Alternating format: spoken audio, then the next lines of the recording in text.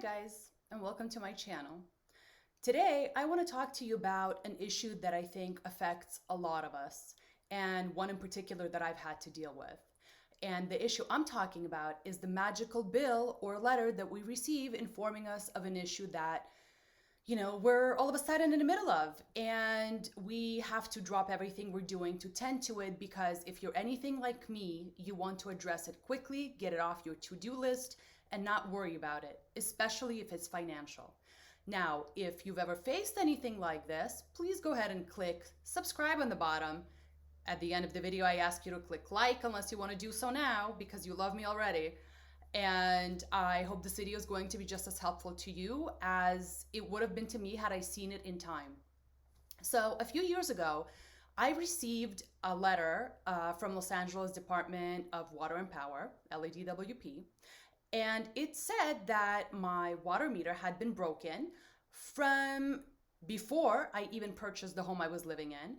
And for that reason, LADWP had never billed me for water.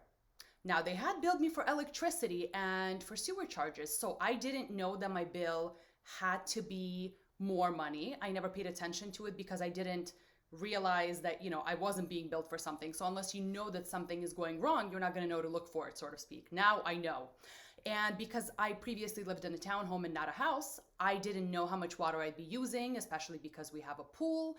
And even though I feel like we really, don't shower here as much as we need to, or not need to, but maybe most people do because I often shower at the gym because I used to go daily or before, we found ourselves in the situation we are now with COVID.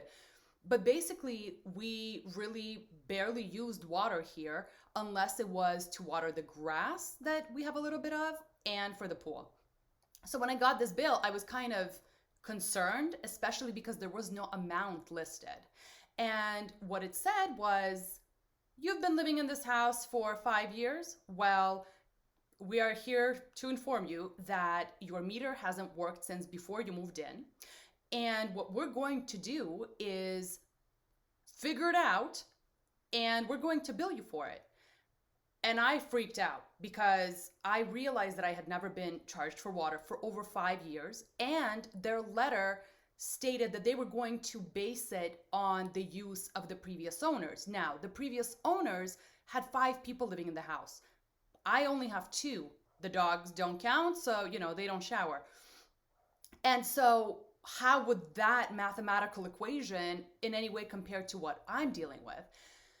So I freaked out and I Googled, and I will say that I spent extensive time reading because I like to prepare and I like to over prepare if anything, because I feel that when we are attacking an issue that has to do with money, we want to make sure to cover all of our bases when we're responding to something like this. So my immediate action was to research, and I found out that there were many people that got affected by this, meaning many homes had meters that count the use of water. These meters broke. LADWP knew about it, but they didn't do anything about it. And so they all of a sudden decided to count up the usage, estimated based on whatever, they wanted, so to speak, and then they billed people.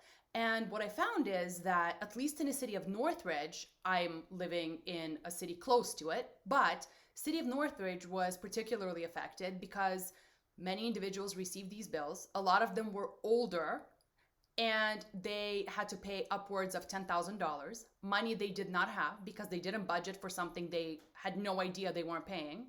And a lot of them had to either sell their home or they had to take out loans. Now, it's a little crazy to me that a company is aware of a piece of equipment not working. They do not go out of their way to replace it or repair it. And then they come in years later and say, hey, by the way, I want you to know that you need to pay us. So what I did is I gathered all the information. I read online. I saw what, people did, but a lot of it was kind of, I'm sorry to say, useless because, they called customer service. Customer service isn't aware of anything like this.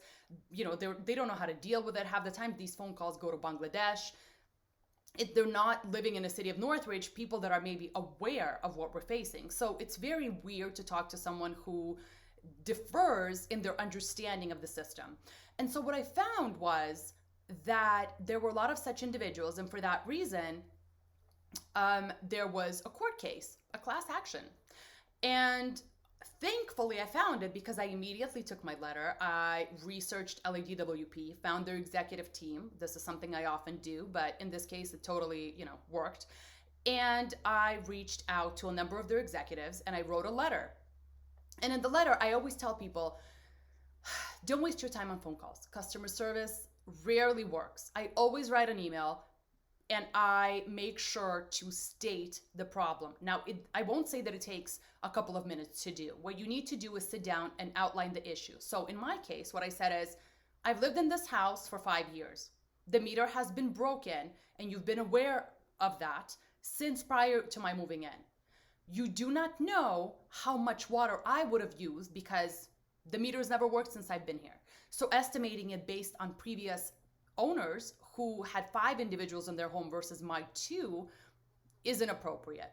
Third, I found that the class action specified a violation. The violation was that if the company was aware of a piece of equipment not working, they could not bill you going back more than 3 years. So already, instead of 5, it was 3. So I outlined that. And in addition, I explained that if they were to pull this information out of nowhere, it would not be appropriate. So I outlined what I wanted in return. I wanted them to immediately fix the meter so we could start determining how much the water would cost. And if anything, to bill me based on that and not on, generic information that they were going to pull out of some statistical, format they had. I copied all of this into the email. I sent it to the entire executive team. I called the email, "Please help." That is something I often do. I've never come up with a better title, and if I ever think of one, I'll use it. But until then, "Please help" has worked. And I sent the email on. I will say that I received the response within 24 hours. The executive I worked with was super nice. He was super supportive. And I found myself comfortable with the fact that he expressed concern and kindness. And he also stated that because of the class action, we were not going to take any action, not from my part or his. We were just going to wait for the outcome first. And so I agreed. We stayed in touch, and when I say for about a year, I touched base frequently because I wanted to, not too frequently, but to some extent. But I wanted to be on top of things. I wanted to ensure that this was an issue I was addressing, and I really did not want to get a $10,000 bill. And I will say that we worked together, and finally, I reached out to him, and the case had been resolved. And what happened is they decided not to bill us for the time the meter didn't work, which I think is appropriate. Now, should I have paid for some part of it? Of course. I've written about this in a Facebook post to help others, and people came up and said, "You can't just do that. You had to pay for it. You used the water." That is true. But if the company knew the equipment did not work and they did nothing to repair it, and now they want to bill me based on no factual information, that too is unfair. So in this case, I will not fight their, desire to kind of fix the situation and allow me to move on with my life. And I will say that sending the letter helped me. The company was fair, which I think was great on their part, even if this was achieved via attorney, not my attorney, but, a class action attorney. And this worked out for me. So what I learned from this experience is, don't waste your time calling. If it's a little thing, your internet is not working, you want to call them, that's fine.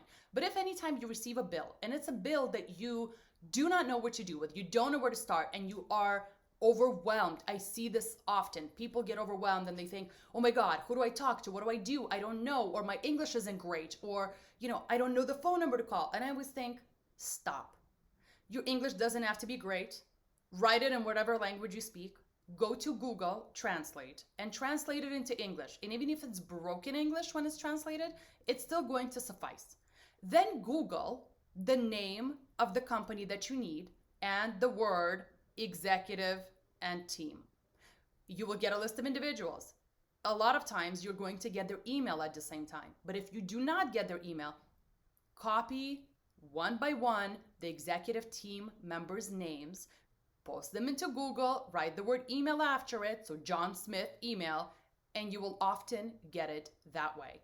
It is not a lengthy process. I seldom spend more than a minute looking for an email address and then send it on. Now, I will say one thing you don't want to forget to do is check your junk mail, because sometimes they respond.